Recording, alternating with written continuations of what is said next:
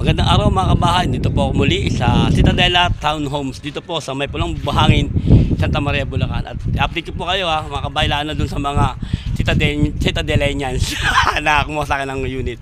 Yan, so ito po ang update po natin ngayon. Ongoing po ang development ng property, ng location, ng site. At kita-kita niyo po naman, napabilis po ng improvement po nito.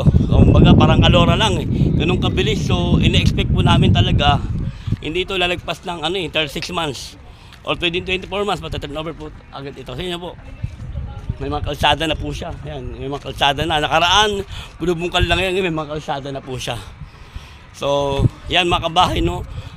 Maraming salamat sa mga nagtiwala at sa mga magtitiwala pa. Still, available pa po tayo. Available pa po ang Citadela Townhomes dito po sa Palumbuhangin, Santa Maria, Bulacan.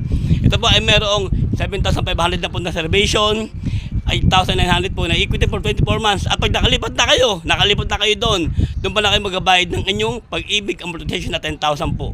Opo, 10,000 lang po. No move-in fee. Wala pa kami move-in fee. Dito uso namin yun. Wala pa kami move-in fee dito. Wala kami mga hidden charges po. Wala po. Ang kagandaan nito, libre po ang Meralco installation. Libre po ang pag-ibig processing po. Yun po, no? At meron po tayong insurance sa pag-ibig MIR po. Kaya po, safe po ang unit ninyo. Hindi po binabaha. Mataas po ang lugar, hindi po binabaha. At wala po itong history ng baha, mga kabahay. So, ulitin ko mga kabahay, ito po ay merong 3-story, 3-bedroom po ito. Meron po ito sliding window, sliding door, balcony po at siyempre parking area. Kaya po mga kabahay, kung ako sa inyo, it's about time para po ito pa rin ang pangarap po ating magkabahay. Mula po dito sa Citadela Townhomes, dito po sa Palumbuhangin, Santa Maria, Bulacan. Ako po sa Meldalos at ito po ang Portland Development Corporation. Ayan, may pagdasaligod ko. May murang babae para sa bawat Pilipino.